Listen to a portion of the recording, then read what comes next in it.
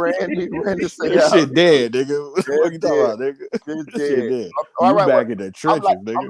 I'm like Sophia on goddamn Color Purple. Oh, Sophia home now, y'all. I'm Yeah, home. come on, my nigga. Like, come on home, nigga. We gonna fix you something to eat, nigga. We gonna get back right, nigga. We gonna keep moving. What the fuck you talking about? Right. Same But as I ain't like gonna we lie, left. but I ain't gonna lie though, bro. I ain't gonna be that cool with nobody else no more, dog. I ain't gonna tell you no lie. Like, and it might be some cool ass people out here, in these YouTube streets, but I'm just be on guard, like, cause I ain't with that shit. Like, That's you know, the fucked up part about it. Nah, but Being I in be certain walking with situations. me. I don't know. I just feel like just build with people from your community that you know is actually genuine. Whoever Nah, but based off the connection. fucked up thing about it is You don't really know, right? when the YouTube fucks your head up because you be genuine with certain people, and then when you get fucked over, it deters you, and you can't be mad at a nigga for screening you when you come around now. Right. Now I gotta screen you, and I'm sorry I gotta screen you, but it's just the shit that I've been through already, type Right, shit, man. and that shit some hoe ass nigga shit. But at the For same real, time, it's bro. like, yeah, they put you in that corner where you have to do that because they'll send some people your way, right, and befriend you and shit. So you gotta be careful on shit. I'm not saying them. I'm just saying people in general on YouTube. You feel me? Like Yeah, bro. that shit weird. It's just weird, my nigga. And I just didn't have I ain't got the patience and all that for that. If I ain't making no money, if I was making 10 racks a month or some shit like that, nigga, we it's smoke, nigga. I'm nigga, say my name, I'm sparking the live up on your ass, type shit. But if I ain't making no money, nigga, and I ain't none of that, nigga, then fuck that. I got Nigga, some, I got some real people that I feel is really genuine people that I be chopping up with, talking to sometimes in the DMs and all that. But I ain't gonna lie to you. At this point, I'm still kind of gun shy. You know what I'm saying? Like, and I don't, you know what I mean? Like, I be like, man, I don't even. listen, nigga, all you gotta do is when you talk to I don't give, even me, when you talk to a motherfucker, talk like you getting recorded, nigga. Yeah. That's it. Like talk like you talk like talking what? to the My shit cut police. out. Right. And that sucks, and I hate to say that to you, but talk Yeah. like you're talking to the police. That's it. Because you Nah, gotta I don't really like that understand. advice. I'll be on it. I don't like, you feel But me? you, Because but you like got, even but in you life, right. I don't look real shit. I don't experience some shit where I feel like damn, fuck this shit. I might as well just turn cold in this aspect. But it's like one, that shit don't help me, bro. And two, it's like staying with like trying to get deeper in the faith shit. It's like, you know, God really believing like He forgive us for all this shit, bro. So if you walking around with like a wall up with somebody that's out there really trying to help you, that person might feel away and be like, damn, I don't even want to genuinely, you know. Yeah, Yeah, but you ain't been So it's through. You ain't been. 50-50, bro. You To got to be get in it. honest. Yeah, you Nah, got it's to more wait like, till you get in the game, Anonymous. yeah, Wait till I'm you telling start. you though, if you gonna feel so try, you like fuck right, everybody. This the same shit I was telling Marita. You're the same. right. The same thing that you're saying is the same thing he was saying. He's right. We can tell you really. We could tell you anything we want to tell you, but Right. it's not going to matter. You Nah. have to go out Yeah. there in the YouTube world and make your own bones and go through your own situations, and then you'll come back and you'll be like, damn, y'all niggas y'all ain't capping. This shit is fucked up, and it's enough room for everybody. That's why I'm so fucked up about it. Like nigga, we are on the 0.1% of YouTube is what we Yeah. frequent. We in the dirty sector. That's what they call it, right?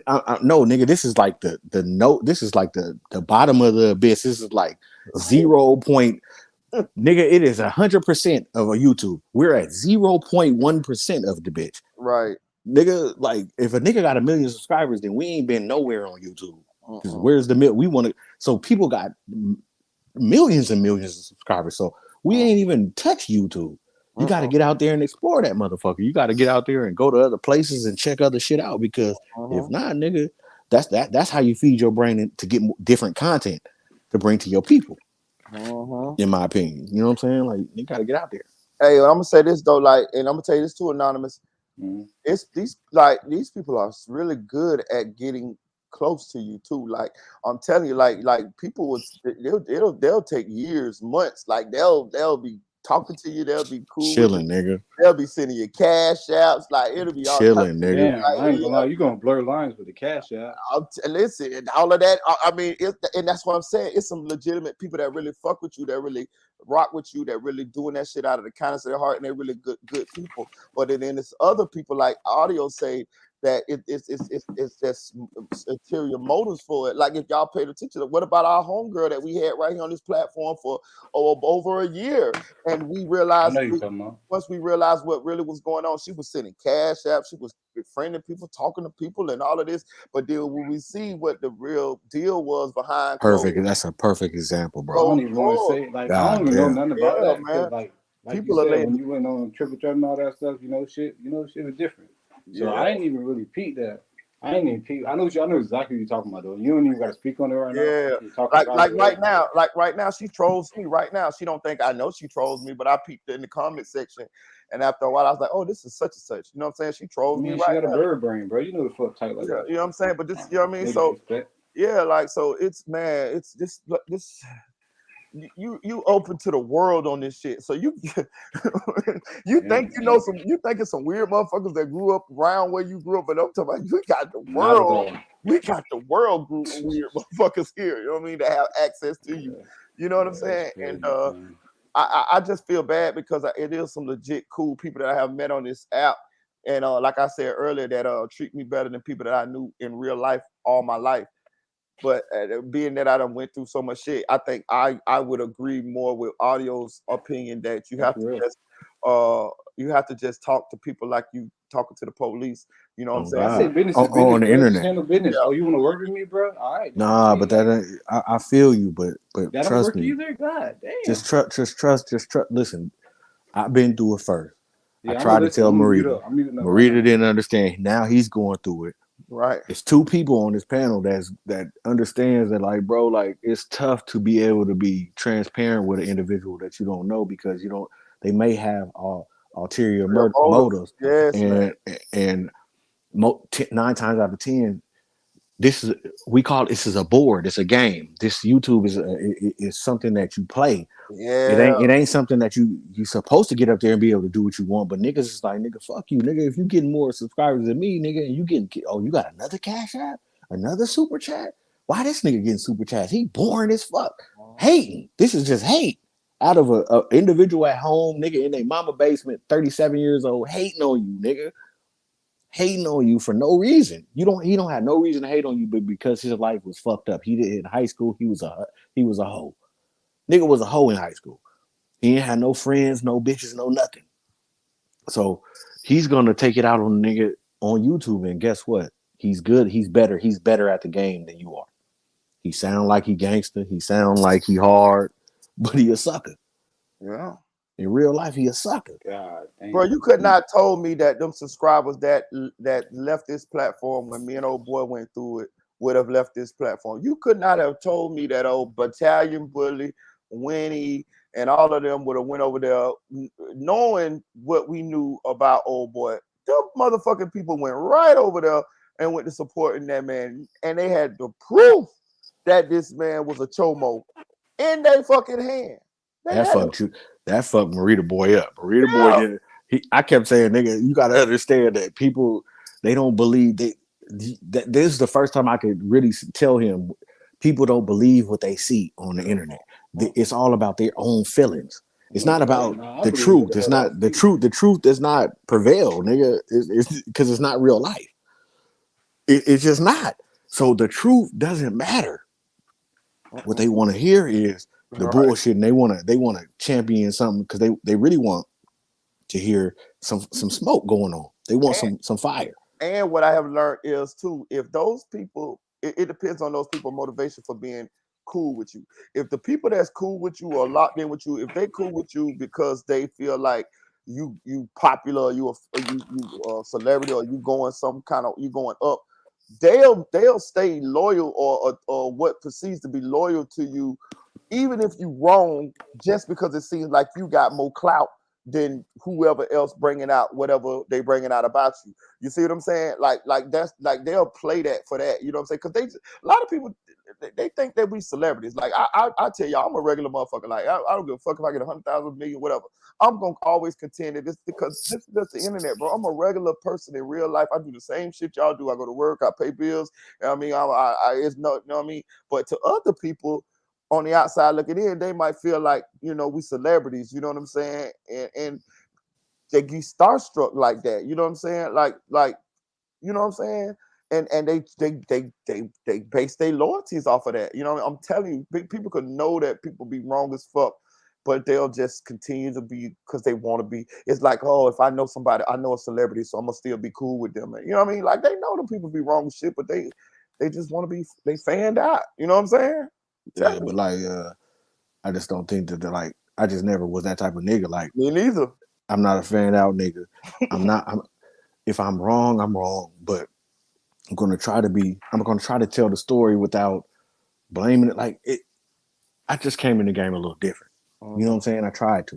You know what I'm saying? And then because I seen what niggas was doing, I was like, this is you can't say that. You can't like in my mind, in my heart, I'm looking at YouTube like, nigga, you can't, that ain't the way you say that. That ain't so this shit just it turned me away from this motherfucker, man. Like it's hell. It's hell. I ain't gonna lie. You gotta kind of get if you're gonna do this shit, you gotta kind of just be tunnel vision on what you know. You gotta have no feelings, bro. Yeah, man. I got feelings, bro. Like I'm looking at kids and grandkids and shit. I got feelings. I got real life shit. Like your skin gotta be tough because nigga, they're gonna come for you. They're gonna break your life down. They're gonna do all type of shit. Right. To try to make you leave. And nigga, you can go at them or you can keep going with your content. It's up to you. Yeah. You know what I'm saying? That's the two decisions you got. Right. Yeah. Yeah, that's pretty much it. Yeah. That's it. Yeah. And if you go at them, nigga, then they got you. But then, nigga, what about your as a man? You know how you feel, nigga. Right. I had to do that. But then they got you because now you spending most of your time doing that, and now no content for you. So it's like it's a catch-22, bro. That's why I went on and kind of got that shit out of getting that shit out of my system. And if you're like, okay, so if you pay attention to the lives, it was the one live where I said what I said, then it was another live, and then it was the last live, and now it's this live. You notice that this live is a mix between me saying what I talked about Mama Duck about, and then we went over some content. So you know the next live gonna be content. You see what I'm saying? It's like it was like a weaning off of that situation because audio right, you know what I'm saying? And at some point, y'all was gonna be like, man, Marita, we don't want to hear about that shit. We want to hear about what you think about this situation right here. Yeah, but you had to get it off your chest though. Like as a man, right. And the holder of a platform, whatever you decide as a platform holder and a content creator, that's what you decided. And the people that fuck with you, they're gonna fuck with you. They're gonna understand it. And if they don't, then your platform is open enough for we can come up here and we can ask you, like, bro, so but what about this part?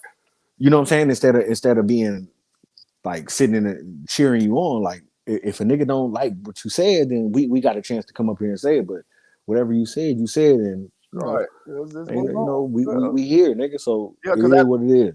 After a while, it's going to like they rent space in your head, and you can't let them. Don't let them. Please don't let that happen. Yeah, because you're gonna be all fucked up at the job and all kind of old emotion. And they win, and they win, and they win, and they win like that. They win like that. Yeah, I mean, because after you say what you say, and then you try to pick the right time to just move on because. After a while, they might don't even have to say nothing back to you. But if you just constantly like beating that same drum, then it's like that's what we gonna know you for. Yeah, we gonna know you for that in the other situation. Right. Like fuck all that. Like it is what it is. Like I said, man, there's been plenty of shows that happened and the same thing happened and people they got cool later when they got their platforms together. It was really a blessing for everybody. Yeah. Because you never know, your platform can grow from it. You never know. So just keep going. You know what I'm saying on your own shit. Yeah, because most everybody here that I done seen on YouTube, especially where we at, done went through some type of beef, and they keep on. Yeah, you're gonna beef. It's gonna be a beef. You're gonna get laughed at. You're gonna get exposed on whatever the fuck it is. Yeah. No one's gonna remember it in 6 hours. Not even a day. It's gonna be 6 hours. No one's gonna remember what they said about you at 9 o'clock in the morning, at 5 o'clock. I promise you. They're gonna be on some whole other nigga shit. I was you feel me? Yeah, I was fucking because that one day I had the live with all the big heavyweights from the Mo3 sector. I was just in awe that everybody was up here, and I was enjoying listening to them and all that. I didn't know the backstory behind any of their beefs and stuff. And I had people, subscribers that was hitting me in the DMs, and they was enlightening me on a lot of their interactions and the history that they had with each other. And once I watched them and I understood some of the stuff that they had been through with each other, I was fucking floored. I was like, I was like, Ratchet. Shout out to Ratchet. I have no problem with none of them. But I didn't know that him. I didn't know him and Sko had any of these situations that they had no through. I didn't know that they had all that. Listen, some of this Ratchet the whole. These niggas be. Go ahead, brother. Because I don't let me get started. These niggas, you talking about hoes. What I'm saying is all of the stuff that they had. God damn, I'm talking about bitch ass. I'm talking about nigga. You talking about police calling? That's what I'm saying. I'm talking about the bottom, nigga. We would listen, Marita. We would strip these niggas in the hood and make these niggas run down the street, kick them in their ass. These niggas is hoes, bro. Man. What I'm saying is, the things that they had been through on YouTube that I ended up being informed of. I just was just say it. Like I didn't know. Like just say it. These niggas hoes. Like I didn't know. Niggas, man. These niggas. They lie on you, set you up, call the police on you on a lie, make the police come to your house, go through your house, shit like that. Is that how? But these are men. Men are doing this to women. Women are doing this to men, bro. But at the same time, I could never in my life.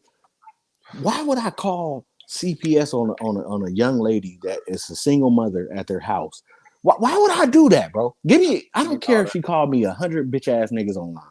Why would the fuck would I? How can my mind even think to say that's what I'm gonna do next? Where would my mind even? I would just be like, I would just I would just get off the StreamYard, and that's it. I'll be like, any StreamYard ever. Whenever I see this bitch, I'm not going over there. And I called her a bitch because she disrespected me. You feel me? Like that's everyday life over there. That's what I'm saying. That's everyday life. Like I was like in awe that these things hadn't happened. Like I saw a couple weeks after they was all on my platform, I saw Sko do a video, and he had like this video of Ratchet sitting in the living room, and the police was there, and they was talking something about he was like with some children or something. And I was like, bro, listen, I bro. was like, this shit for real? Is this for real? Yes, absolutely. But let me shout out N411.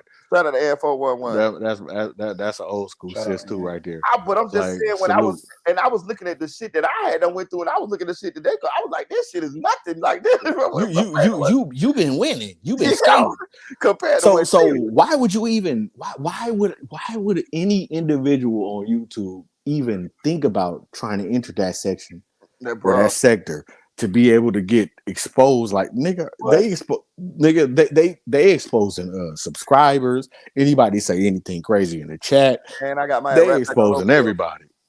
I got my shit ain't even about Mo3 no more. It's like no, nigga. It's about exposing, bro. Cause this nigga lost his life behind some real shit. The sector has moved into exposing each other on a day-to-day basis. How y'all even be seeing this stuff, bro? When I go on YouTube, bro, I see recommended videos, niggas I sub to. I don't even be knowing. You know how because once you click on some of those the people in that sector content or you subscribe, it kind of just screams the rest of it to you. But I'm gonna say this though, I'm gonna tell you one thing that I have noticed that they got going on that other sectors don't got going on. They have made themselves the content. So they just, as long as you could just get into that circle of beefing and talking and doing whatever they normally do, you're gonna get a certain amount of viewers, a certain amount of sustainability. All you gotta do is just be cool with the messy shit. You know what I'm saying? And that's what happens. Yeah. So I watched when the Mo3 sector came about, and I did it was during COVID time, and I did a 10-part series on Mo3 sector. And this is when half of these people didn't have 100 subscribers. You feel me? So I did like a little series on them, 10 episodes. And that's how I got introduced to them, because I was with them from the beginning. You know what I'm saying? So I see, and I've been attached to them ever since, because I can't, once you attach to a sector, You It's like so you kind of from the Mo3 set, ain't it? Yeah, I mean, well, you would have to ask people because, like, I always been an individual. Yeah. You know what I'm saying? But I just did a lot of Mo3 content, like the sisters. I did the reaction to them with the lady. I did a bunch of Mo3 content, and then I did, which got me to the sector, and then I did the Mo3 sector content where they was beefing with each other because they started beefing with each other. So I seen it from the beginning. You know what I'm saying? And it wasn't that bad in the beginning. It wasn't calling CPS. It wasn't calling the police and all that. It was just niggas was just up there what they call scratching, where they was arguing and shit, basically arguing. Yeah. So I would highlight the best arguments against each other, and then it was called crack versus. So I would make it, and I made it, and then highlighted that, and that's how I got introduced. That's how I was in there. You know what I'm saying? Because I had got like I said in the beginning when they first came, I had got blocked from everybody because you know I go in that motherfucker talking my shit, but nigga you lying about this, blocked. So I started making content about them motherfuckers, and that's how, you know, once I started seeing where it was going, because at the end of my, like I said, 10 parts, around 7, niggas start calling police and all that, and I just finished the 10 and I tapped out. I was like, man, I ain't fucking with that, because niggas calling police, niggas come fight you and then call the police afterwards and say you attacked him. They really pulling up like Sko and all of them was really at the fight. But how you gonna pull up and then call the police after? Yeah, I mean, that's weird. Man, is that weird? I mean, that's the sector. That's like if I called you, look, nigga, you from crosstown, nigga, and I'm from wherever in Orlando. I call you like, cause I want to get down with you, right? Nigga, we was at the schoolhouse and nigga, you did something, so nigga, we gotta fight. We go to the park, nigga, we squabble, we get down, the shit over. But after we get down and it's over, I call the police on you and say that you attacked me. Where they do that? Where they do that at? They do it over there. That's why I ain't got no. Listen, I'm telling you, bro. Come on, I had more content that I could have ran. No, don't, don't. I got my leave ass it alone. I got my ass the fuck off. Leave it alone. It's not. It's just not the. It's not the move because, and it's no disrespect to them because that's how they rock. You know, that's they shit. That and I come from that, so I understand it. I get it. I do respect it, but I'm not a part of it because I don't do it. I'm not built like them. That's all I'm saying. That shit different. They got the most powerful sector that I have seen here on YouTube. I promise you. They got that bitch on lock. And you know, those of them who participate in that, they don't get it twisted. It's lucrative for the ones who in it. Like I'm telling you, like I see them. I be peeping them. Know what I'm saying? They make money. They got motherfuckers. They got 1,000, 1,500, 2,000, 3,000 people in their chat, depending on whatever they talking about, and it's like consistently around the whole sector. Okay, so check this out. If you know that, then so riddle me this. They have 7,000 subscribers. They go live, right? Mm-hmm. These motherfuckers will have 900 people in their chat. Yeah. Right? What's up with the niggas that got 100,000? Like, let's talk about it. Let's talk about it. Explain that to me, because I'm confused. Man, we ain't confused. We know what that is. Like, and I'm gonna say this. I peeped that with old boy with Gorilla Monsoon, and I said, and listen, let me tell y'all something about him. He in the chat. He watching right now. I know him like a book. Gorilla Monsoon. I'm talking about nigga like you, I don't know if you know MHB. MHB got like 100,000 subscribers, and he go live and he be having like 300, 400. You know, people like, I be like, bro, that shit just weird. But listen, Can I say something right quick? Go ahead. I was gonna say something about the other situation, but you just sparked my mind about Gorilla Zoe. Yeah, so Gorilla Zoe. Basically, bro. First of all, bro, you should have never in your life paid $100 for that video, my nigga. Like, gonna place and copy. Like, what the fuck, man? Yeah, bro. First of all, like, I try to hit me personally, bro. Like, real shit. Hit me personally, bro. I'm gonna get you the new banner and shit. Hit me personally. Well, aside from that, bro, nigga, shit ass, bro. That shit ain't quality shit. Nigga. Yeah. Like, that shit look like I'm watching fucking TV in 05 or something, bro. Like, yeah, I tried to do it myself, and I just couldn't get that motherfucker the clock on that motherfucker. So I just said fuck it. But back to number one, bro. CapCut. I'm on CapCut, and I tried to. Yeah, I tried. That's why I edit my shit on, and I tried to do that, but I couldn't get that motherfucking superimposed head on that goddamn pedal. Yeah, You know but I ain't gonna lie. Based off hearing that though, and you saying you paid 100 for it, I'm like, I paid 100 nigga, cash. nigga, it couldn't have been no respect at no point. Why the nigga even ask for that, bro? Well, he didn't. Well, I ain't gonna lie. He didn't ask for it. I offered Oh, it to you him. offered? Oh, okay. Yeah, I did offer that to him. I ain't gonna lie. You a good nigga, bro. Yeah, I ain't gonna tell no lie on the gorilla looking nigga. Whatever I tell you, I'm gonna tell the truth, and I offer that. But You a good nigga. but back to what what's the name was saying. Them niggas be buying them subscribers, bro. And I'm gonna say this, bro.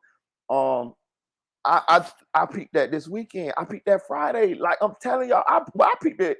I peeped it a couple of weeks back before we even had to fall in. And I was at work. I remember I was at work one night, and I was thinking to myself, I say, bro, how come he got 90-some thousand subscribers, but he can't get 100 motherfuckers in there? And then I went and looked at Sin City. I looked at Sin City. I looked at Skull Shit. I looked at AK. I looked at a couple of other lives around YouTube that had less subscribers, and I did the math. I say you're supposed to get between 5 and 10% of the amount of people that you have total as your subscribers in live. That's what I came up with. If you got and AK sometimes he get less than that, but he's still doing good or whatever. But I was just looking, I was like, okay, so if you got 10,000 subscribers, you should be able to get a good 500 subscribers in there. You know what I'm saying? Like on your lives, if you got 10,000. You know what I'm saying? And I was thinking, why this nigga got motherfucking 90,000 subscribers and he can't get 100 people in there. And then I never said nothing to him. I just said, oh, these motherfuckers bought. And Wait. But he don't go live though. His platform is built off of videos. So we gotta understand how long that we been going live though, bro? How long we have been But going listen. live? Let me tell you this. Okay, so let's talk algorithm. So let's say you hit the live button every day at a certain time. Now your algorithm starts to build. Now you're in the play where if you go at 4 o'clock, every day 4 o'clock you're starting to go. But if you start missing 4 o'clock and you stop going for 2 days, and then you stop doing something, then you upload a video, then you don't do nothing. Understand the algorithm is not gonna hit your video out there when you hit that live button. But if it's gonna hit your video out there on what you're doing consistently on your channel, which he's doing more videos consistently on his channel than going live, if that makes sense. You get what I'm saying? Yeah, I see what you're saying. Yeah, so I'm not saying that.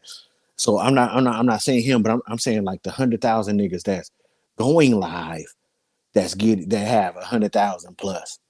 You know what I'm saying? Like some of them niggas, like, come on, bro, like 1,500, but you going live well, they don't go live every day. That's not for to say they don't go live. Yeah, so that's to my point. So that's to my point. Yeah, that's so what that's okay. So that's my point. So niggas, if you ain't going live every day, so that's why the Mo3 sector, you see more numbers on their lives, because that's what I was trying to get to. So when you yeah, because they go live 9 a.m, then they go live at 2, then they go live at 5.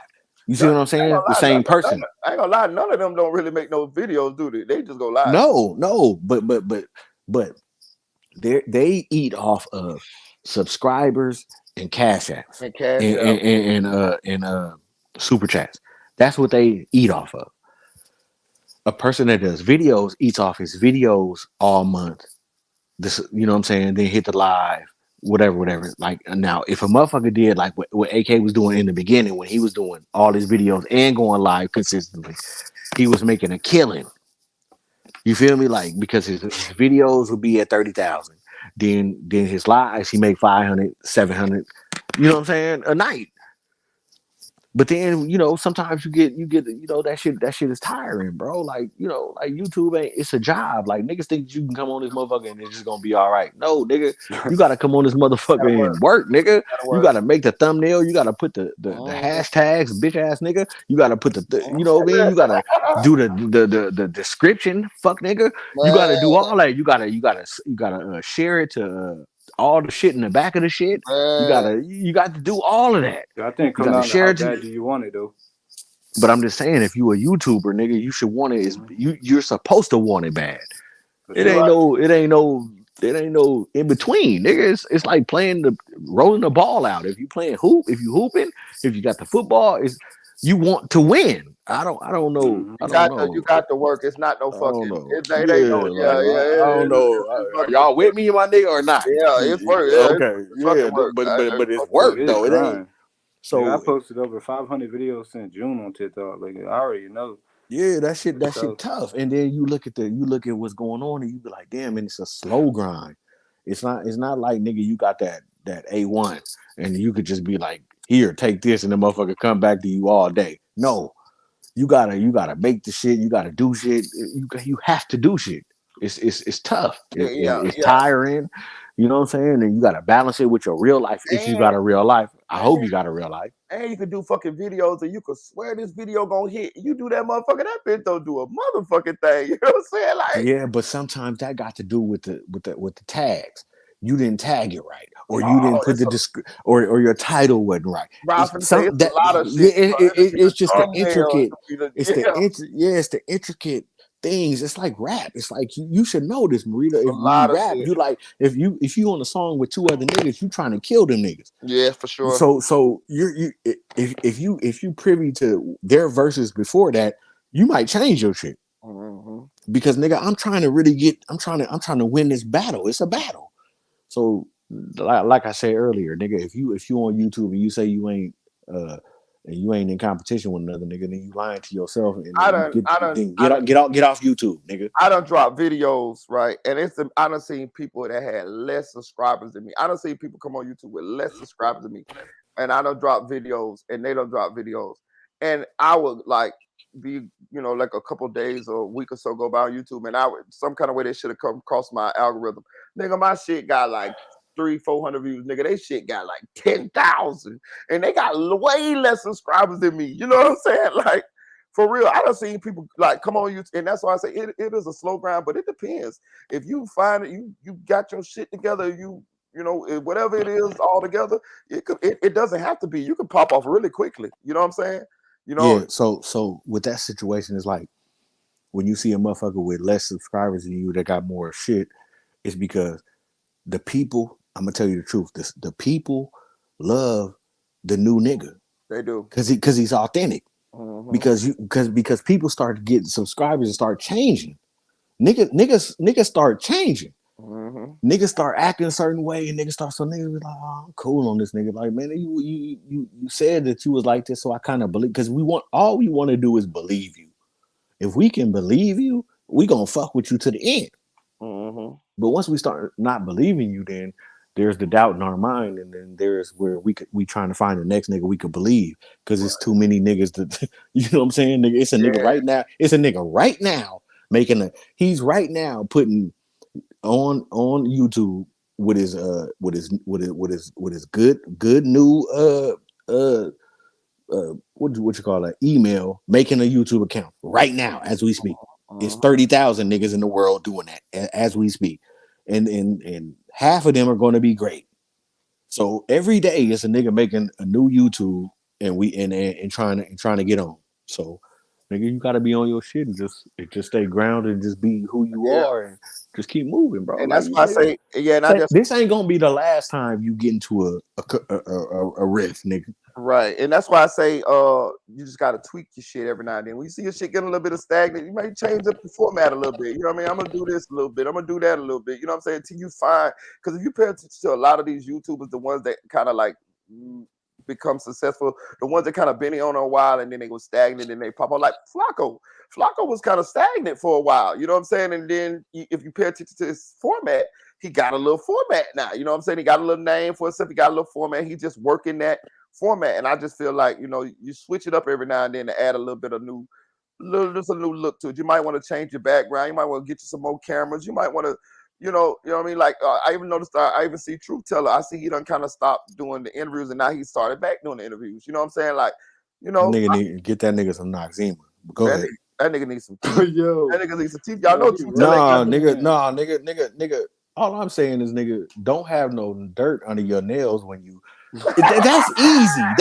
That's you can go to the kitchen and get the Dawn and do all the extra shit and get. That's all I'm saying. I don't care about a nigga bumps on his face. I don't care about none of that. You don't care about them teeth? My boy got I no don't teeth. care about. Listen, bro. Like, listen. It's people in the world that they fucked up, but No. if they got something good to say, okay, cool. But nigga, you should not have the ring in your nails, nigga. I don't respect it. I don't like it. I hate it. I ain't gonna.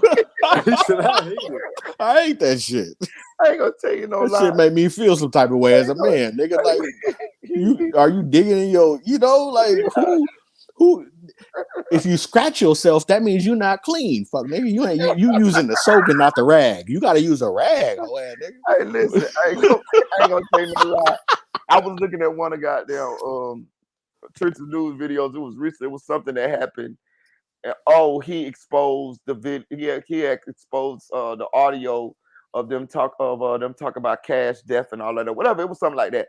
And I looked at the title, and that bitch said truth. It said something about him exposing the audio, but then it said truth teller is teasing.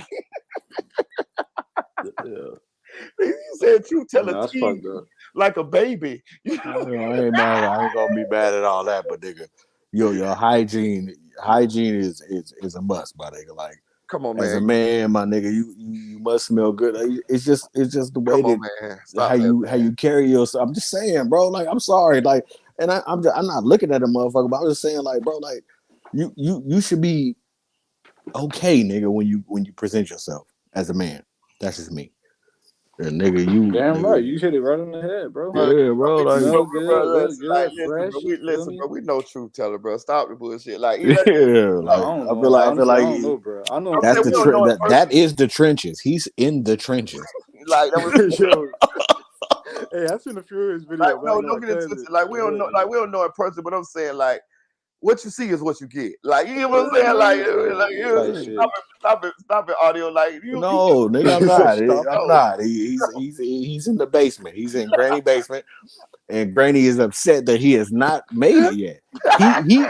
He should have made it. The subscribers and everything says you made it, but nigga, you still at Granny's with the whiteboard. I'm sick of it. I'm tired of it. I'm sick of it. I want a nigga to upgrade. I want better for Buddy. That's all. He definitely should have had the money by now. Yeah. He got over 100,000 subscribers on him. Yeah, nigga, listen. Ain't no nigga with 100,000 subscribers should be. He got Zest soap. That's the shit they get in jail. we nigga. If you ain't got no Dove, fuck you. That moisturizer. Nigga. I'm doing this Dove soap, and then I'm putting the moisturizer in there. I'm trying to get soapy. Fuck you talking about paws, all that extra shit, but nigga, I ain't trying to be with the nigga. I'm gonna be clean when I'm presented myself. Like, that's all I'm saying. You see the rings on his fingernails? You say what? You see the rings on his fingernails? That's what I'm saying. Like, I don't respect it. I know what type of nigga you is. Like, bro, like you scratching your head and that means your head dirty. That means you need to like, are you scratching your neck? Something is not clean on you. Yeah. Because you're not dropping inching. You ain't in that motherfucker changing oil and shit. I can understand if you changing oil, but nigga, you on the internet. So you should be clean, sir. And one thing about motherfuckers on the internet, they gonna dissect that goddamn video, boy. They gonna zoom in. They gonna. And you don't even gotta do that. That's the fucked up part about it. You ain't gotta do that with him.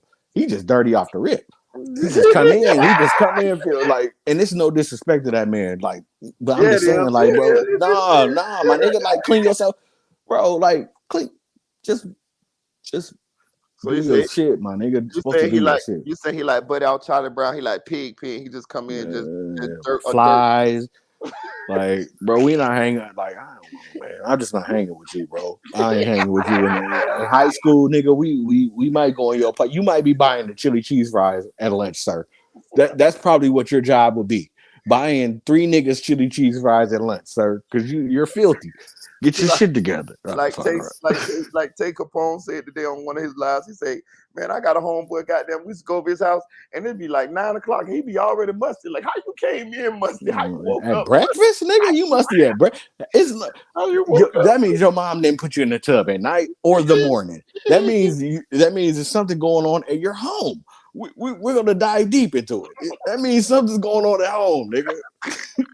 Pops ain't told you how to wash up yet. Nigga, Pops told me how to wash up early, nigga. I know how to get the pits, everything, nigga, the nuts. Everything. Pops told me to get 2 wash rags. One for your face and one for your body, sir. That's it. What the fuck you talking about, nigga? We doing it. We're going to be squeaky clean when we walk out this hole. What he smell like, audio? What he smell like? Man, oil. That's oil stink. Like motor oil. Oil on fire. That's oil on. That's a bad smell. Oil on fire. That shit stinks. In my mind, I ain't never smelled it, but in my mind, oil on fire, it stinks. But buddy, that's all. But buddy is a. Let's put some respect on his name. Yeah, he a legend though. He's a legend. He been out here. He did his shit, but yeah, he a little oily. That's it, man. We ain't a lot we fuck with you because we get the game from you. You interviewed a lot of niggas that from Chicago that people do content on Chicago. Yeah, trying to understand. So we got to put some respect on his name too, though. We just fucking around. Bro. Yeah, we just fucking around. Osmosis Jones. You know what I'm saying? My boy, like Osmosis Jones, he like just a walking back tit-eye. You know what I would do if I was him? I would hire me a little broad that would just pop my pimple. That would just that would sit on my stomach and just you give me also just pop my pimples. Bitch, you stupid.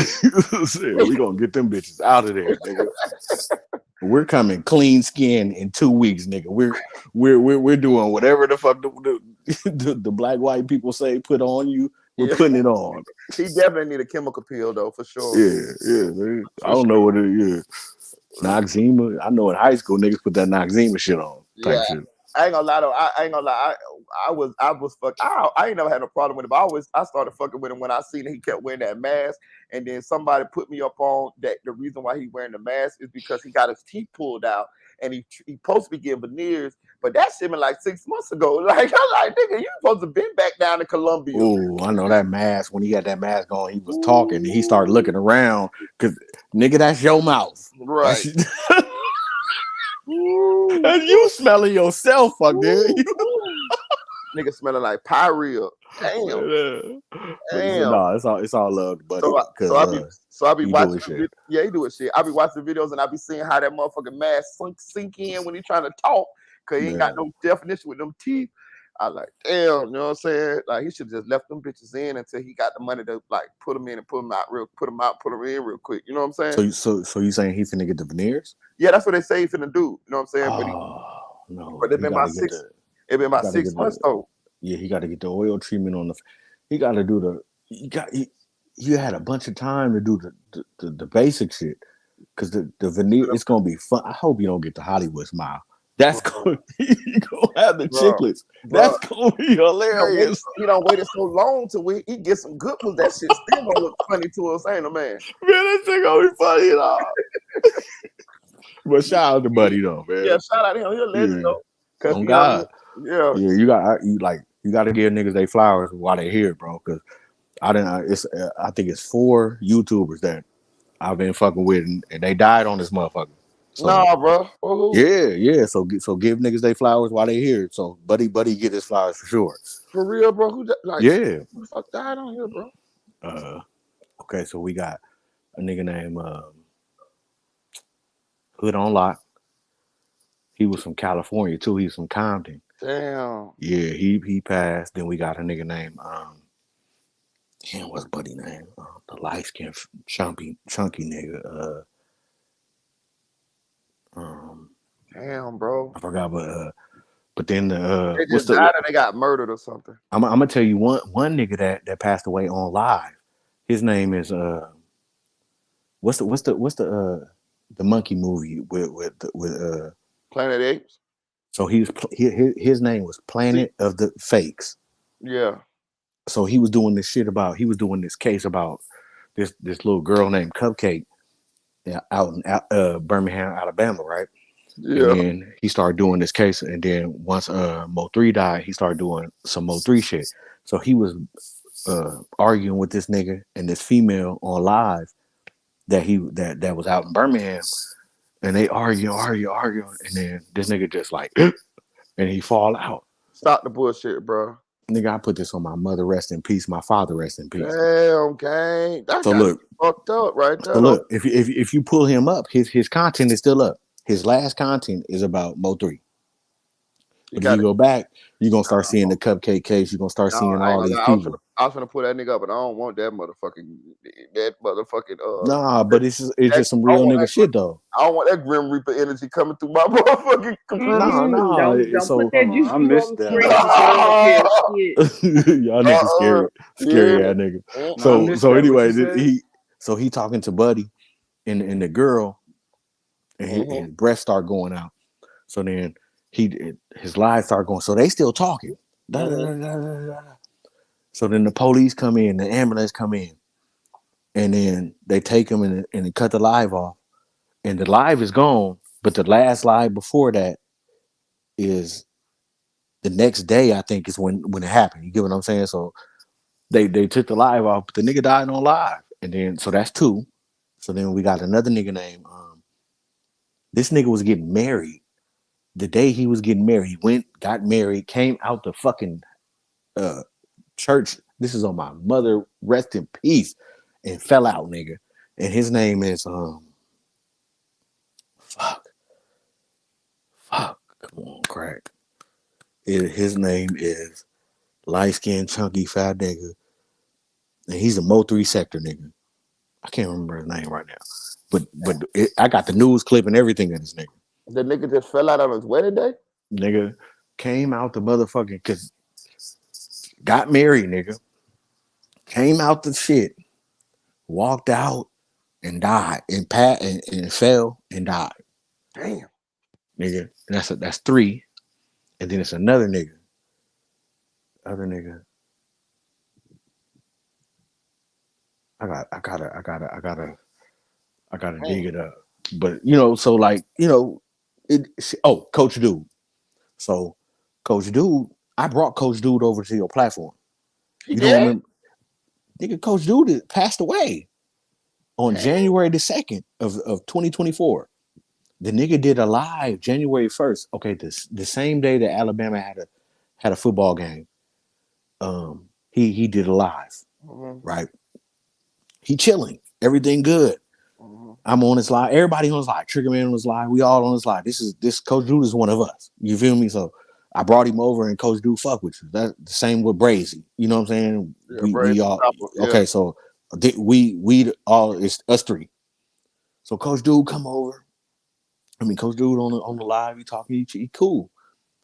The next day, Coach Dude passed away. Now nobody knows Coach Dude has passed away. We all on live. But we like, Coach Dude, where the fuck is Coach Dude? So, niggas start saying, where the fuck is Coach Dude? So I call him. His phone just ring. Mind you, I talked to him that day I talked to Coach Dude that day that he was on that live. My birthday was January 14th. Then January 16th or 17th, we find out Coach Dude dead. Damn. Like, what? So he at the crib and he chilling and he do the live, but he died January 2nd. But his wife didn't reach out to somebody. Once she got his phone, she reached out to somebody in the you know what I'm saying? And that's how we found out. So yeah, so that's the fourth nigga. Damn. So it's like that shit, like value your relationships on this motherfucker. When you find people that's good and you find people that rock with you. Just stay down until they show you something different. Once they show you something different, then act accordingly. You got however you feel as a man or a woman, act accordingly. But you better value the motherfuckers that fuck with you, because man, nigga, there's 4 niggas that I've known that passed away on this motherfucker, and like and just like with you, when I called you, or we talked and you seen my face and you seen that my situation, like half my face was paralyzed. I'm getting it back now. I'm starting to feel my lips, all that shit. Yeah. You feel me? That's why I can talk better. You know what I'm saying? Because sound better. Yeah, I couldn't really talk at that time, but I had Bell's palsy. Tanel, if you ever look that up. That's what happened to me. But Oh, I know about Bell's God palsy. bless you, yeah, man. God bless you. So you know, like, but I showed Marita, like I talked Yeah, to her. I ain't want to say nothing about it, but yeah, I seen his face was like it was one whole side was like swollen, and it was like lean. It almost looked like he had a stroke. Almost. Yeah, that's what it's gonna look like. Yeah. Yeah. So that's what I'm dealing with. But like, you know, shit like that happens. So man, just value the people, like the people that's up here, the people that rock with you, nigga fuck with them. And like I said, don't play with your mind on the numbers. Because Oh yeah, I'm gonna give it a fuck. if you real and you who you are, you're not gonna be, your numbers ain't going. People gonna watch you, but they ain't gonna subscribe and shit because they don't wanna they tied to something else.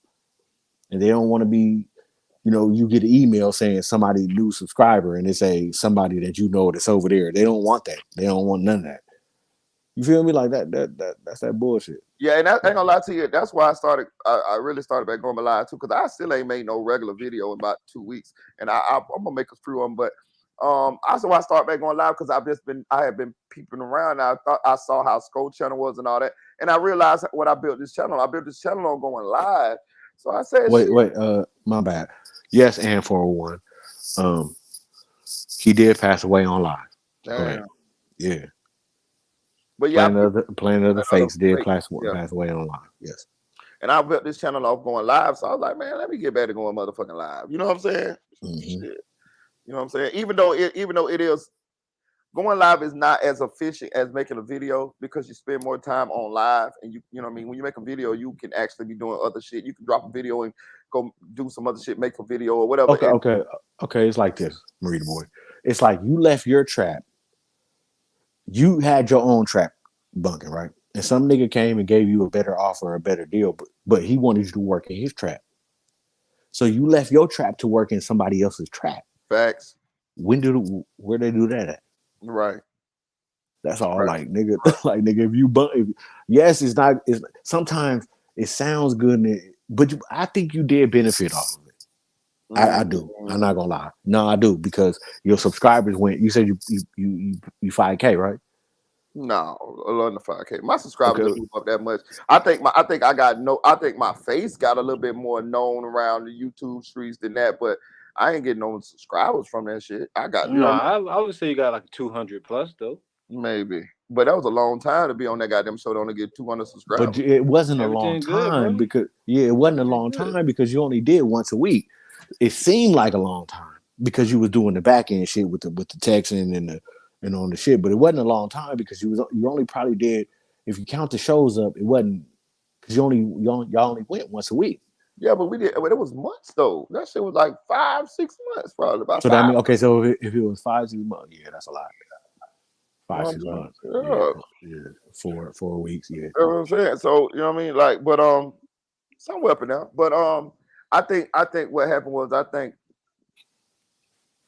like I said, even if I didn't get the subscribers and views, people still saw me over there. So okay, put it this way. I was on AK platform a while back when the big juke shit happened.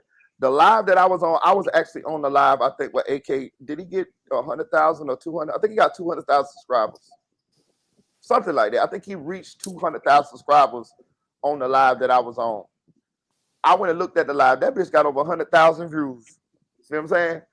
So if somebody watched that live all the way through, my face was shown to over 100,000 people. I think that's kind of where I benefited from it. You see what I'm saying? Like, even if I didn't get the subscribers or I didn't get the views, people still. I'm gonna agree with you, but I'm gonna say this. I'm gonna add this to it. You also benefited from the guests that were coming on that show. Yes, for okay, sure. So for sure now they know. Yes, okay, music. Yes, Mickey. But they also know Marita. Yeah, because I can go. If you wanted to make a move or say, can I interview you or whatever, they'll be like, you have that on your, you know what I'm saying? So like, you did not get nothing from that, bro. No, I agree. Okay. I definitely agree. That's why I say I'm sure my name is bigger than my platform. I'm sure that I still make my rounds around YouTube. Like I go other people's platforms and I don't get on their platform panels, but I jump in the chat and I say salute and they acknowledge me. I could go on Sco channel and say salute to Sco and he'll, hey Marito. I could go to CNN and I could say, hey Marito. I can go to AK. Yeah, so yeah, you benefit. So you benefited. So you did get something out of it. Yeah. It just was a discrepancy that that most YouTubers have when YouTubing. That's all. Yeah, it's cool. It ain't no big deal. You ain't gonna fight the nigga. Ain't no gun smoke. Yeah, it ain't no. Listen, you ain't gonna to disrespect Mickey. Even though and call her bees and all that. Like you're gonna say what you want to say, but you ain't gonna do none of that. I call her a grizzly bear that stand up on the back of her feet. Okay, so that's what you feel, but you ain't gonna like that ain't no.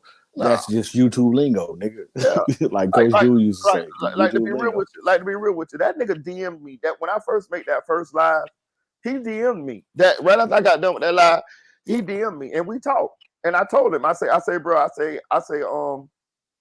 I just can't fuck with you no more, bro. You know what I'm saying? He hearted my comment. He said, he was on some shit like it was a joke. And I told him, I say, nah, I say it was a joke to you. I say, I took it serious. I say, but I say now, I say, I know who you are. And I say, I can't fuck with you more. I told him, I say, I don't hate you or nothing, bro. I say, I just can't fuck with you. He hearted the shit and we moved on. You know what I'm saying? So he know what it is. Let me say this to Ann in the comments. Yes, Ann, he passed away on live. He was with Two Guns Vito and the light skinned lady from Alabama. I forgot her name. But if you was around with the Cupcake Cake, she was on that shit, so you know what I'm talking about. But he was on live with them three, and all that shit happened. But go ahead. How old was he? Audio. I don't know. He was like I think he was from New York.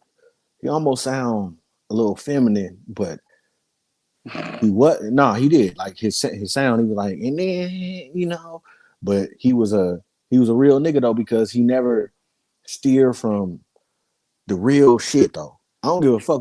You could be whatever the fuck you want in life. I don't give a fuck as long as you keep kicking that real shit. You know what I'm saying? And don't come at me with it. Or don't come at me with that other shit. Cool. Nigga, yeah.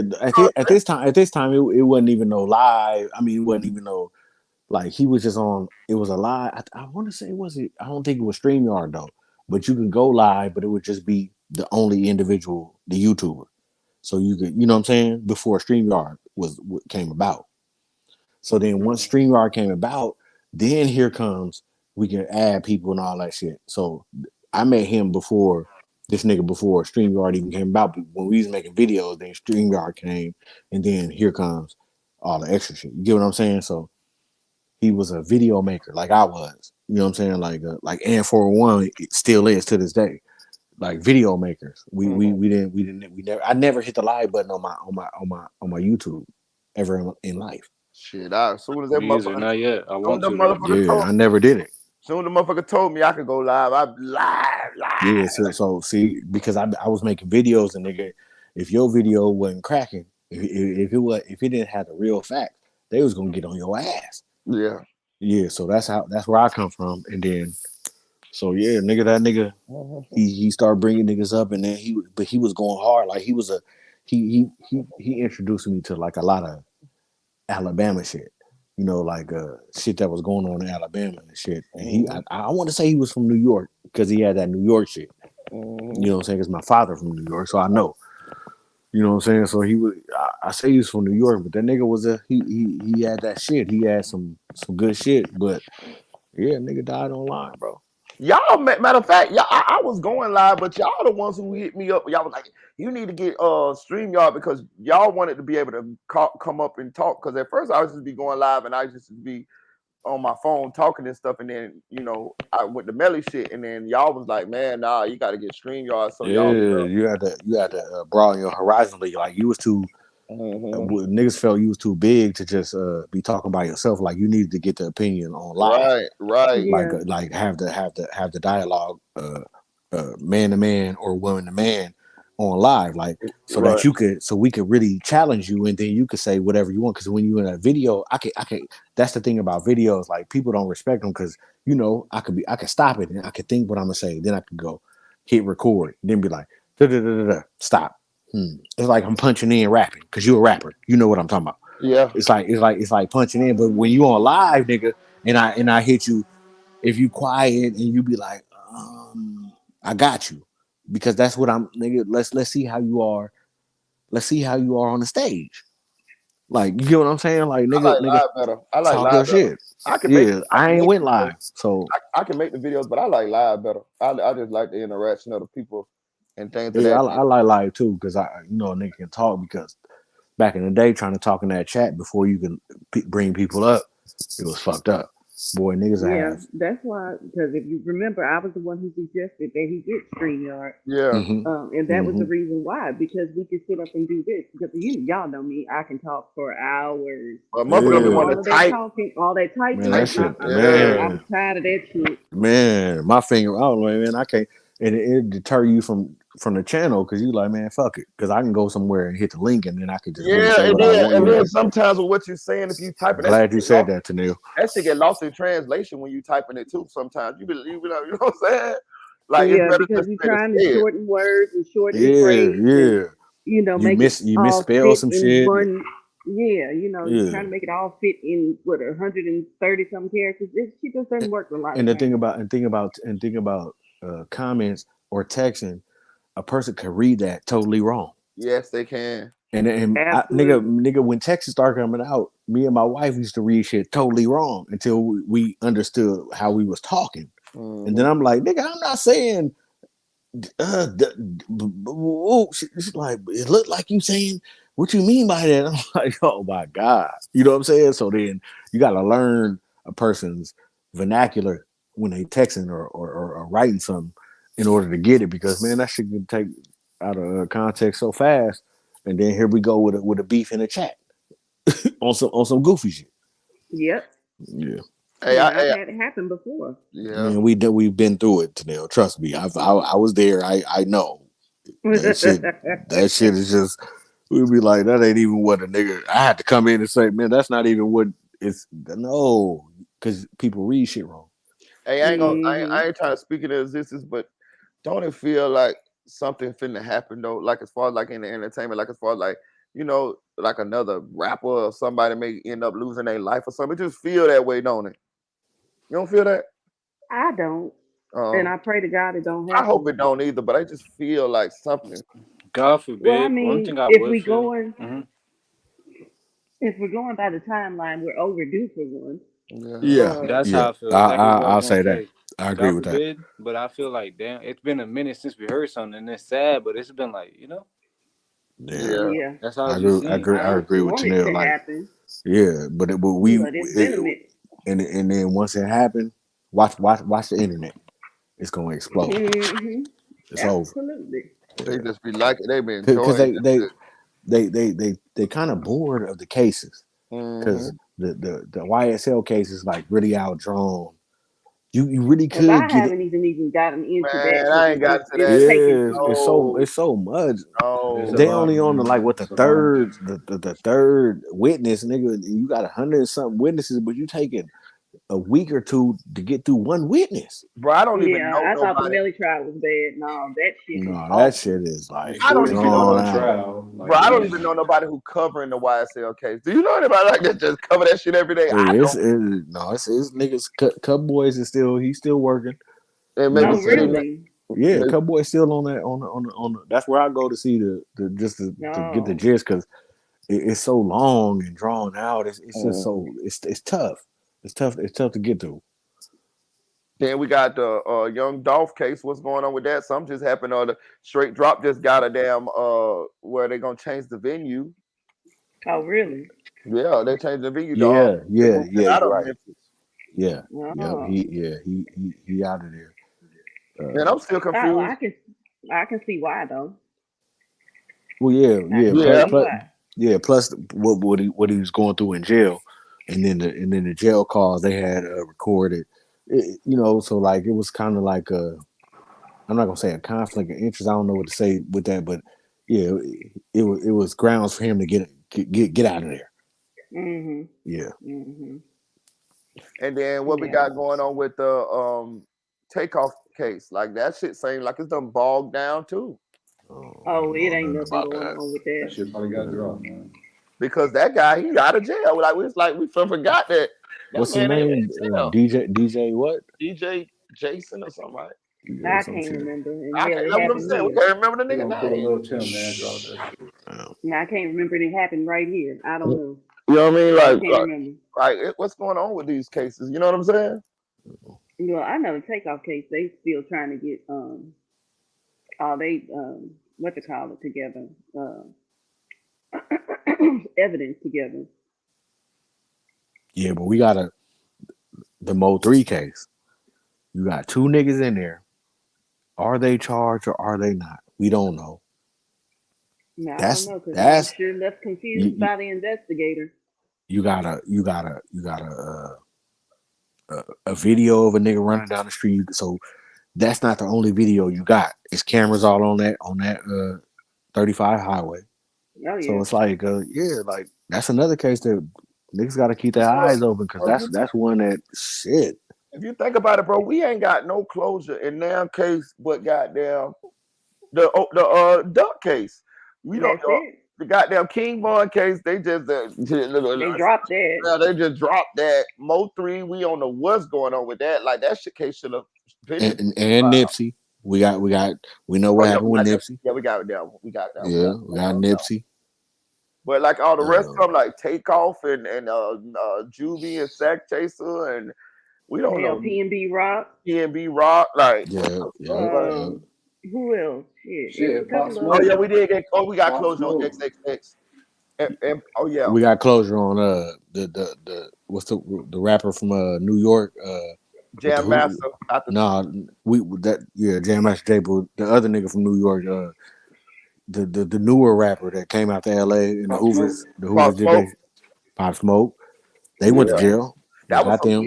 That was crazy too, because one of them ones got like the 2-3 years or something like that, right? Yeah, because he was a juvenile. Yeah. And to me, that's ridiculous. We don't know what happened with Duke Jeweler. No. With who? Duke the Jeweler. Yeah. Oh, you're right. But you're right. Go back to what you're finna say, Tania. No, I was just going to say this is ridiculous. That was we, ridiculous.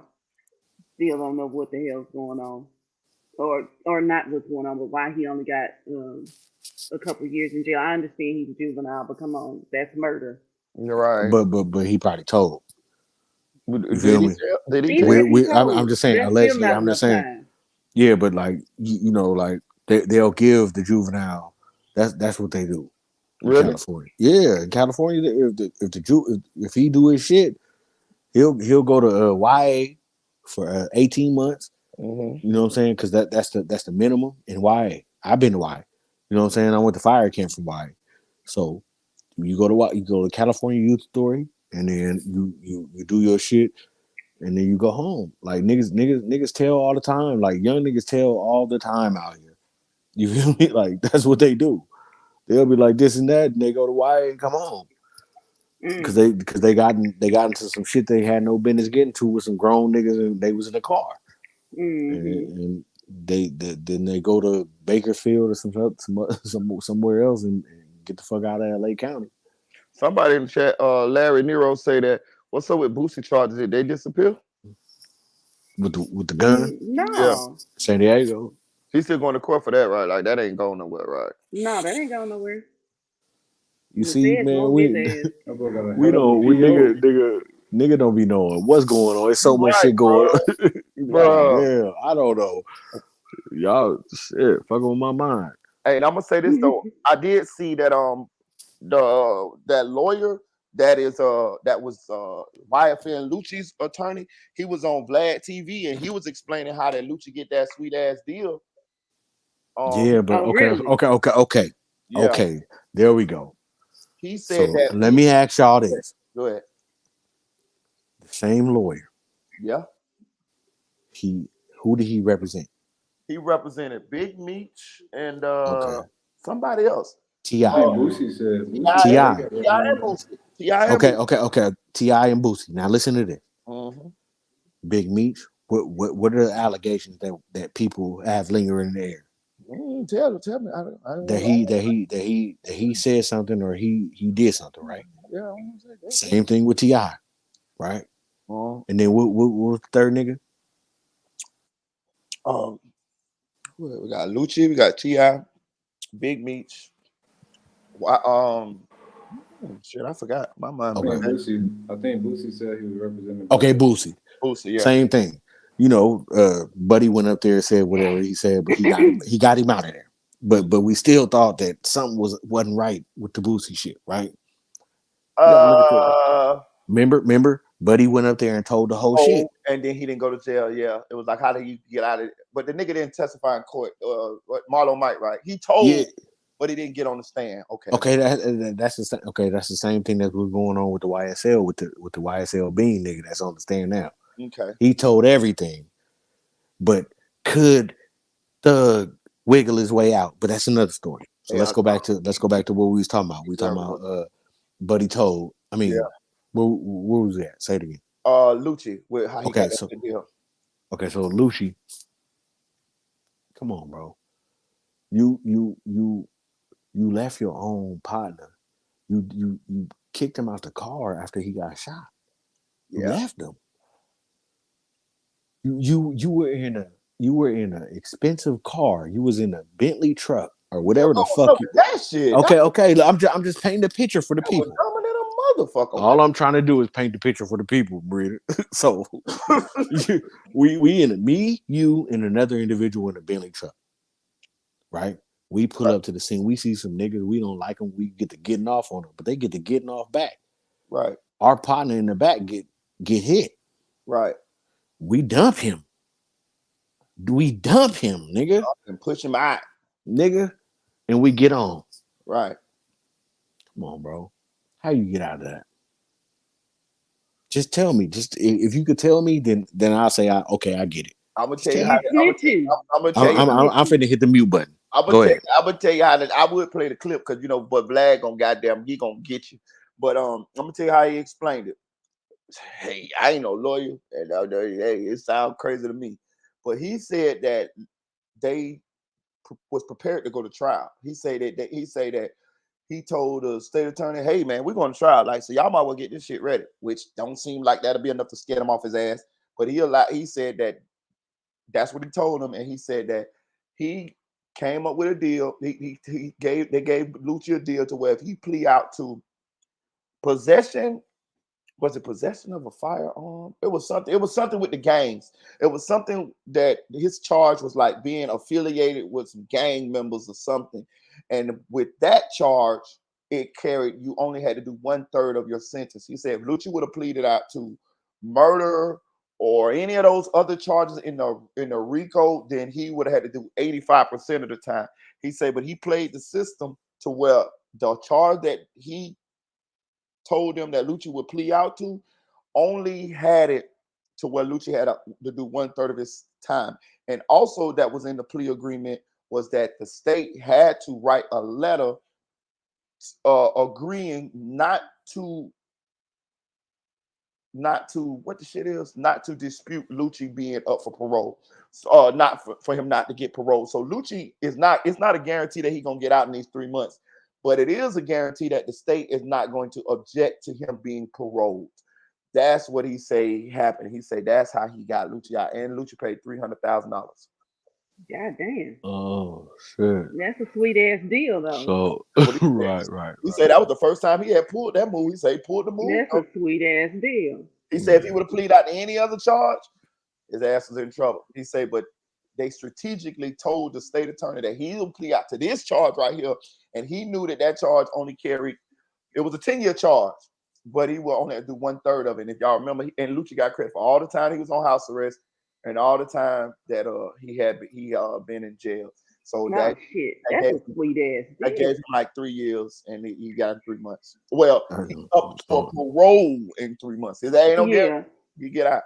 Kind of like either way, that's a sweet ass deal. Yeah, kind of like a zoo deal. Yeah.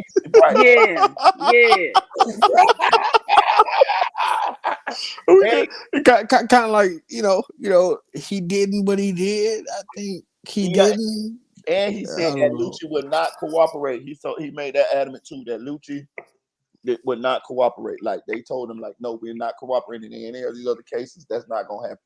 But that's not the His name same Drew. lawyer for gun. That's not the same lawyer for Gunna too, though. I'm not sure. His name's Drew Yeah, Found. Drew Found.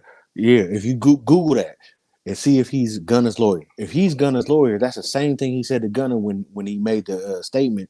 He was like, Gunna didn't snitch. I think I remember his face. Yeah, Drew Found. I'm just not. Yeah, like Google. Yeah, let's see. Drew Let's see. Found. Let's check it out. Hold on, right quick, y'all. Yeah, hold on. That was a sweet ass deal, though. Was God it? damn. Yeah, that's what I was saying. I'm like, damn, how he finagled that one, and he was laughing Right. on. He was laughing It's on. got to be some shit behind the scenes that he ain't saying. Yeah, It's got to be. it sound like it. I ain't gonna lie to you. It sound like it.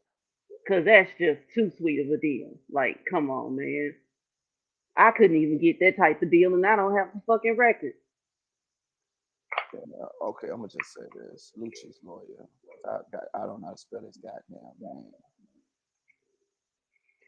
Put by Nah, well, see what who is is Gunna's lawyer. If it's the same name as yeah. Gucci, It'll pop up. But that's a sweet ass deal. I can't say shit else besides that's a sweet ass deal. And then considering he got all of his Oh time no, served Gunna's too. lawyer. His name is Steven Sadao. And they say Donald Okay. Trump. They say Donald Trump. Okay. Hired him. Just hired him. Oh shit. Yeah. Yeah. They gonna fuck around and let Trump win re-election. Watch and see. yeah. Like if you don't believe, yes. He in What there you like talking somewhere. about, nigga? He in there like somewhere. As long as because I seen that one of these states they couldn't keep him off the ballot. As long as They trying to get Fanny out the way. Yeah, Fanny. You know, like Well, she got herself out the way. Let's be honest. She is in yeah, trouble. she did that. She did that. She Bro, got listen, herself. She was right there. She was right there in position to make the move, but she did that. Bro, She chose dick. Let's be clear. She chose penis over business. Power, shit. She over business, nigga. Power. Yeah. Yes. Baby. Yo, door front door one clean, baby. And Man, you should have got you a motherfucking what's them things called? The women get Pressure the washer to clean. rabbit, not the rabbit, but the a pressure washer. Yeah, you should have come on, you should have made it work for yourself and get back to business. But oh, you talking listen, about a man. rose, not a Man, rabbit. yeah, Rose. there it is. That's what I'm saying. Nigga, listen. For a man, a rose. You ain't never heard that's of a what I'm rose talking about. vibrator before? Yeah, Marita? yeah, that's what I'm talking about. She should have got her one of them. Because that's what the single powerful women got until they get their business. Listen, thank you, because she fucked herself all the way over. She tweaked. She tweaking. Bro, listen, bro. That she wasn't not even qualified to even hire that man in that position that he was in, bro. She paid that man double. She paid that man triple what the normal. She had, it's two other people that she hired alongside him to do the same job. Man, them other people they got paid maybe $100,000. They was turning in the time that they worked. You know what I'm saying? One dude ain't turned in no time to work for months, and he was turning in okay, so say they'll work on the case tonight. Say they in a little meeting and they working on it for 3-4 hours. The dude, he was a white dude. He was so thorough with his shit. If he only worked on the Trump case for 10 minutes, he would send in the work order for 10 minutes, and he would only let them pay him for 10 minutes. Motherfucking, what is his name? I call him Gargoyle. Wade. That motherfucker was putting in that he worked for 16 hours on the Donald Trump case, and he was getting paid $5,000, $10,000. And when the money ran out, Fanny was going back getting more money to get his nigga. I'm gonna say this too. It ain't came out yet, but I don't believe Fanny was just giving him all that money. I believe it was a thing the way he gets some of that money. He gave some of that money to Fanny. Ain't no way. Fanny job only paid $200,000 a year. They say that man got paid $650,000, upwards of $650,000 for 3 years or 2 years. Yeah. She got some of that. She got some of that. She got a lot of that. Not some. She got a lot of that money. Yeah. And I'm gonna tell you another thing too. He really, and she made it to well. He have a private practice, right? So if she would have hired him If she would, it was a certain kind of way she hired him. If she would have hired him just fully on to work for them, he wouldn't have been able. It would have been a cap on how much he could get paid, and he would have had to give up his private practice. She hired him in such a way to where he could keep his private practice and he could get paid off them. And the money that he was getting paid, he was putting it into a different account. Like, okay, so you know, like when you're a lawyer and you have a settlement and you get your 1/3 or whatever, 33% or whatever, and then the rest of the money get distributed out to the people you represented. He would take the money that he was getting paid from Fannie and park the money in there. He wasn't parking the money in his real accounts. He would that's against the law too. You know, like So, doing all kind of. so let me ask y'all this. So what I seen, I didn't click on it, but it was a video I seen with the title that said that Fannie, and this is 11 Alive. It said Fannie won and she could represent to go against Trump. Is that true? I stopped watching it because I was going through this little bullshit with these folks I was going through. So I you know, and I'm gonna tell you another thing that y'all didn't pay. I don't know if y'all paid attention to that the news channels and shit was doing with the Fannie Willis case. Them motherfuckers finessed us real good. If you watch every Fannie Willis hearing, I don't give a fuck if it was 11 o'clock at night. It say live. Did you notice that? You could click on it and it'll say live. It wasn't live. Those weren't live. Those were already court hearings that had happened either that day or that previous day or even a couple of days prior. And if you didn't watch it, if you didn't have a reputable channel to watch it as it was unfolding, you lost your place in the whole damn trial. Because if you click on, and it was CNN, MSNBC, all of them, and if you click on it, you'll think you're watching a live video, but it's not a live video. It's a video that already had been recorded. It was pre-recorded, and I was wondering how the fuck did they do that? You know, because they making bank. You get what I'm saying? Because you clicking on it and you thinking that it's live. It's not live, and they running them bitches 24/7. You see what I'm saying? They don't start knowing how to finagle the whole situation. I was like, damn. But knowing what I know, the Fannie Willis trial was very it was very entertaining, especially when they had the lady up there. Oh, and the black nigga, the one that was supposed to be the one who told it all. What his name? Yeah. The fat nigga. The fat nigga. Yeah. That nigga told everything, dog. Told everything. Hey, bro. Pops was a fool up there. They said, "Did you know that your daughter had a boyfriend?" He said, "How the hell do I know that she had a boyfriend? I just learned when the court case." But listen, this is what happened. This spotty ass, right? Oh, so he was a lawyer at the firm with Nathan Wade. So he got a little monster inside. He got a little demon inside. He liked to trick and like the assault women and shit. So it was some shit that came down the pipe to where he had done assaulted one of the ladies who worked with him, right? Or something. He did something to her. So she whistle blew and she filed charges on him or something. She did something on him. So they tried to hush the shit on the rug. So that's why they kicked him off he got kicked out of the firm with Nathan Wade and them. But the money that he was supposed to pay her, he left it. He left the money in escrow at the firm. So they was paying the lady money periodically. But it was money that he left there. I don't know how much it was, but he left it there. Like after I guess it was a deal. Hey, look, we're gonna cut ties with you. You're gonna pay this employee this much amount of money, and we're gonna make this shit go away. But you can no longer be a part of the firm and nothing like this or whatever. So that's what happened, right? So he then went and started talking to one of the defendant's lawyer. Her name is the white lady, blonde lady, pretty lady. He went to funneling information to her about Nathan Wade and Fannie Willis's relationship because he was disgruntled. You know what I'm saying? Y'all done got rid of me, this and that, whatever, right? So he telling the lady shit for two reasons. He telling the lady shit because he liked the lady and he hoping that the lady could, gonna start liking him or whatever. And also because he don't like Nathan Wade and he want to just sabotage what Nathan Wade them got going on. So the lady, she said she playing him. She like, yeah. Tell me more, tell me more. Because her job is she finna get it's her client is not Donald Trump, but it's the client, it's one of the defendants that's in the case with Donald Trump. And she like, yeah, tell me more. So she playing him like she like him, but she getting the information and shit right.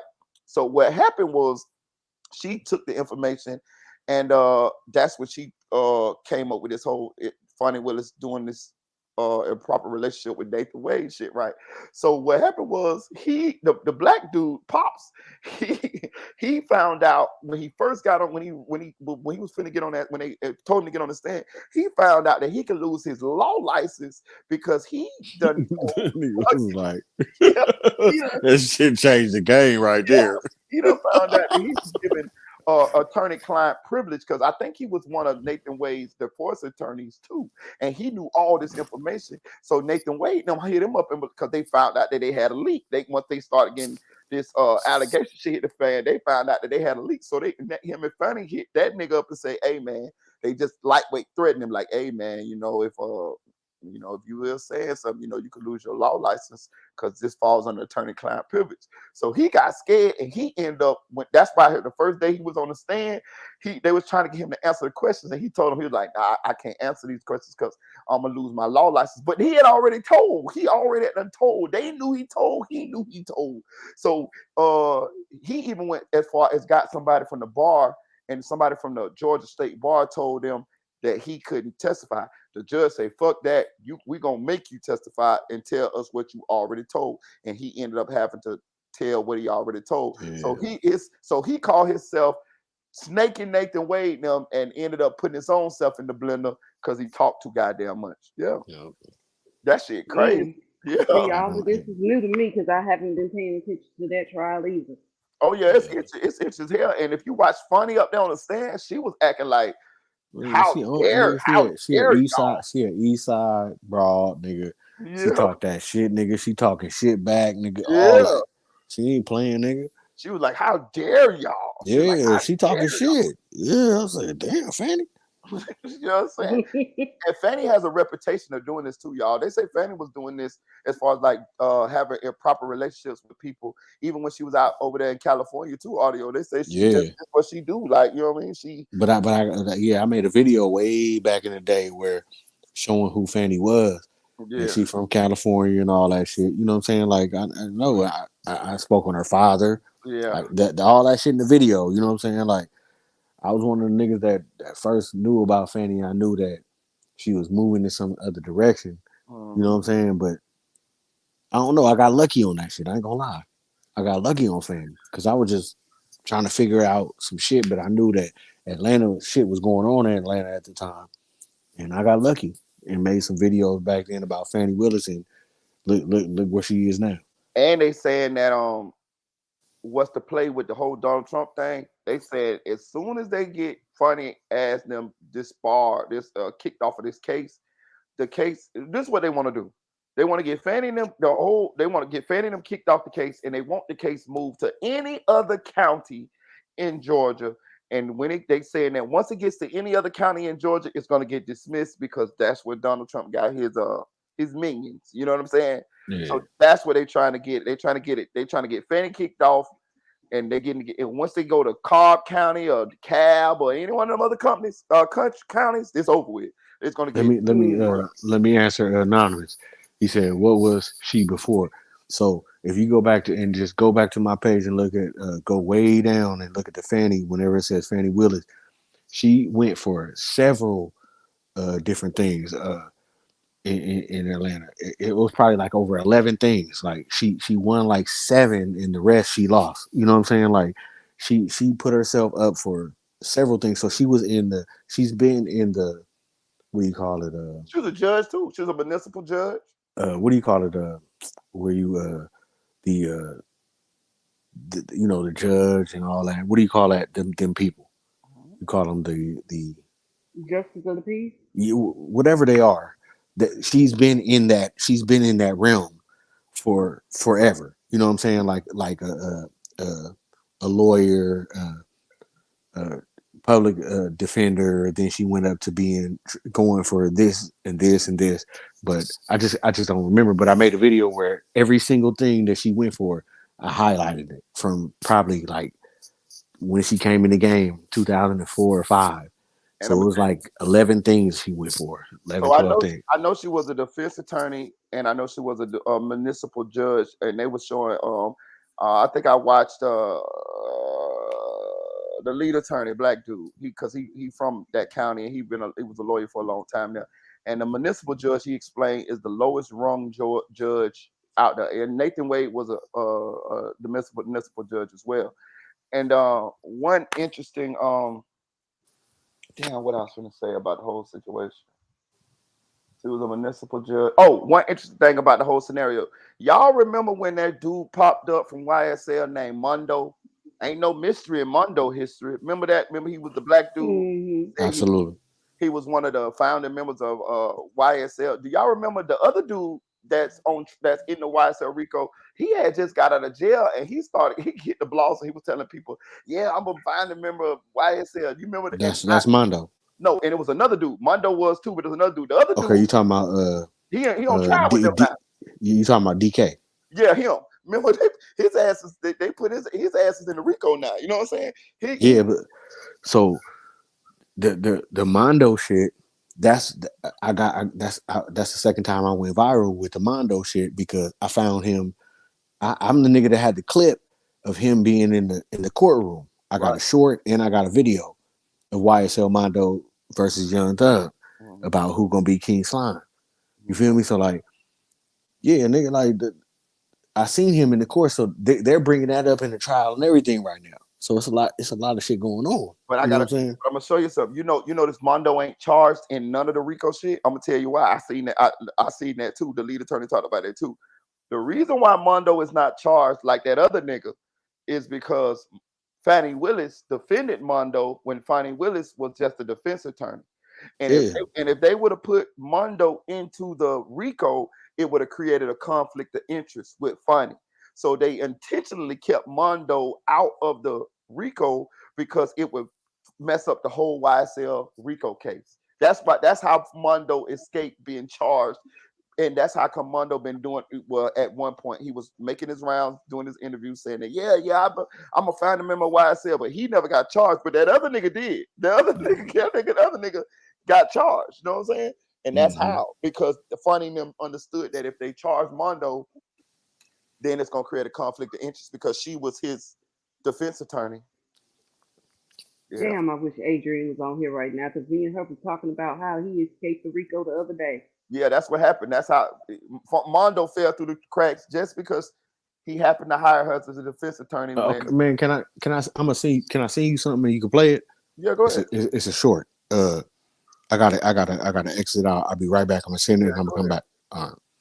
But that funny situation, man. Listen, I was smitten by Funny. You know what I mean? I like Funny. You know what I'm saying? Oh, but we know. But after I just saw all the stuff Funny was doing. Funny is a nasty motherfucker, man. Funny cutthroat, man.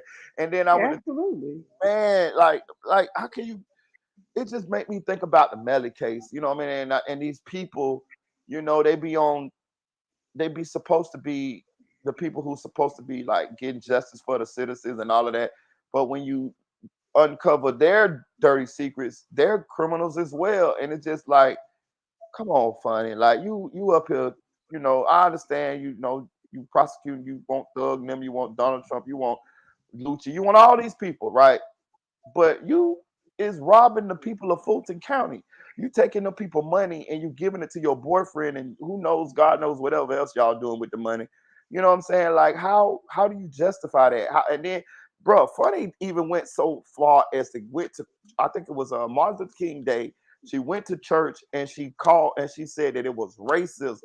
She said it was at her because it was racism. She was in the church and she was saying that she was pretty much doing what some black people do when they find themselves in this situation and they try to use us and they use the race card and they hope that we gonna band behind them. But you were stealing the money from black people. You were stealing the money from the people of Fulton County. And now you're gonna sit up here and talk about race? Man, the people like this ain't got nothing to do with race. This got something to do with right and wrong, lady. You know what I'm saying? Like that's what she did, bro. Funny hell. She got in, and she was doing this in church. It was inside of a church when she was saying this. Yeah, it's racism. I'm surprised the pews didn't just What? burst into flames. They should have put some holy water on her. She'd have melted like a vampire. Hell yeah. Hey, I sent it to your phone, a little short. Yeah. You sent it to my phone? You sent it to my like DM? Your phone. You should have sent it to my email because I don't got one. DM. Yeah. What's the DM? No, send it to my email, Meritaboy 406. All right, I'll be right back. Yeah, but that's the audacity of these people, man. Like, you know what I'm saying? Like, how the fuck? Bro, I mean, they be the biggest damn crooks of them all. Yeah. The ones who's supposed to be putting the crooks away. Right. Like, that lady got in church talking about, yeah, it's racism. No, lady, you took these people money. You took these people money. Like, let's just be real. They're gonna talk about, yeah, I paid him back in cash. Stop the bullshit, lady. Yeah, quit lying, Tony.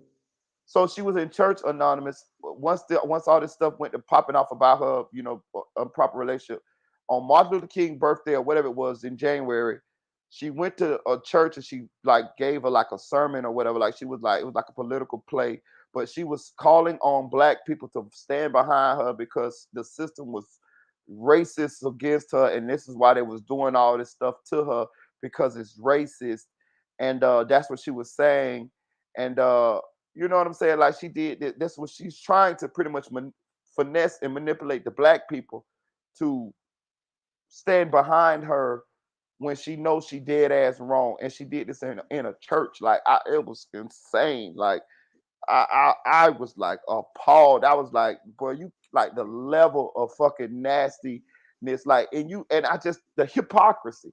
Like you sitting here trying to prosecute all these people, but you just as much a criminal as these damn people. That is what if not bigger. If not bigger, right. That's the part I'm talking about. I was like, damn, these people, like, man, shit. But had she kept her ass away from Trump, none of this shit would have happened. Away from Trump. She could have stayed right over here with me. You know what I'm saying? We'd have been all right. You over there trying to mess with a nigga that worked for you. You messing with a gargoyle looking nigga that worked for you. You know what I'm saying? Crazy. Yeah. But you know, that's what happens when you get too politically when your aspirations get a little bit too high. Yeah. Because she thought she was about to take down Trump and be the next biggest thing in Fulton County. Right. Yeah, you about to be the biggest thing in Fulton County jail. Right. You gonna fuck with them folks. Cause I ain't gonna lie to you, she done did enough to where she should face criminal charges, man. Like, come on, man. Mm-hmm. At the very least, strip of a damn life. Let's see what audio got. Where's the kid, baby? Okay, that's the pause right there. That's funny right there. Hold on, I'm finna play it, crack. That my baby right? Hey, funny, 50 years old too. She look good for 50. Mm-hmm. Got up there and told all them damn lies. People, I ain't gonna lie, I just got turned off from when I seen all them lies she was telling. So let's see what this is again. Audio, introduce your video. This Fannie Willis in court with YSL Mondo. She That's was funny right now? Yeah, she was his lawyer prior to him not being indicted on the case or whatever, saying he was a founder. All right. T7 said you seen the check? No. Stand right there. Do not move. Come on here. Okay. Thank you. Okay, you get one hug. Now, and while you're hugging that really, really cute child, remember that's a reason to not be back in front of me. Because if you care about it, don't do stuff that gets you in front of folks like me. All right? Yes, she is. Okay, we're back. Time's up. Well, they pointed on Dick bringing the baby in there. Okay. All right. Now, where's that kid, baby? Baby. Yes. How old is the baby? 7 months. T7 months. Have you seen the child? No. Stand right there. Do not move. Come on here. Okay. Thank you. Oh, how sweet of the judge. Right, because that shit Okay, don't give normally him a play. hug. Now, and while you're hugging that really, really cute child, remember that's a reason to not be back in front of me. Because if you care about it, don't do stuff that gets you in front of folks like me. All right? Yes, she is. Okay, we're back. Time's up. You know, why they ain't got no clothes on their baby though? I ain't gonna lie to you, dog. I don't even like looking at her because I like that lady so goddamn much. My little crush just be coming back. I'm fucked up by funny, y'all. I ain't gonna lie to you. For real, I like her. I ain't gonna lie. That's a real deal crush, like, you know what I'm saying? But go ahead, what you want to say? All I said was why they ain't got no clothes on their baby. Shit. Right, for real. Out in public with a damn onesie on. My people. That's a pet peeve of mine. Like, don't take your child out looking any kind of goddamn way. I seen a situation in a grocery store a couple of weeks back, and a lady had a baby with no clothes on. And them people called the goddamn people on that lady. That had that baby in a damn with no clothes on in a damn buggy. Yeah, just a damn diaper on, and it was cold as fuck outside. For real. Audio. Do we know what year this was? I think it was 2020. Don't quote me on it though.